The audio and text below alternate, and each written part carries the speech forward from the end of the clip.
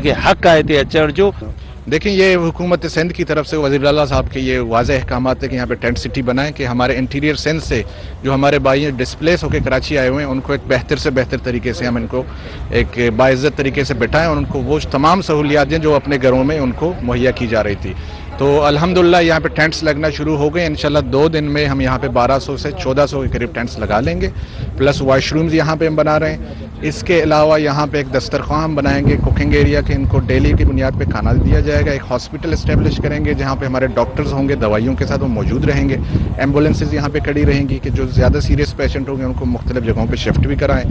एक स्कूल यहाँ पे बनाना चाह रहे हैं, एक मस्जिद बनाना चाह रहे हैं। तो जो चीज़ें एक गाँव में, एक शहर में जो चीज़ें प्रोवाइड, वो सारी चीज़ें इंशाल्लाह हम इनको प्रोवाइड करेंगे। अच्छा, कुछ लोग प्रोपेगेंडा कर रहे हैं कि ये 1 महीने के लिए बना रहे हैं, फिर उठाया जाएगा, ऐसा तो नहीं है ना, कोई इसकी लिमिट तो नहीं है? देखिए अब ये जो लोग आए हुए हैं अपने घर बार छोड़ के आए हुए हैं कि वहाँ पे अभी पानी है, अब इन्होंने यहाँ तो नहीं रहना है, इनको वापस हम उनके घरों में ही भेज देंगे इंशाल्लाह ताला। अब 1 महीने के लिए इनिशियली हमने ये कि हम प्लान करते हैं 1 महीने में अगर पानी उतर जाएगा तो हम इनको अपने घरों में भेज देंगे। अगर फिर ये मजीद हम समझेंगे कि नहीं 1 और महीने की ज़रूरत है, उसको हम एक्सटेंड करेंगे।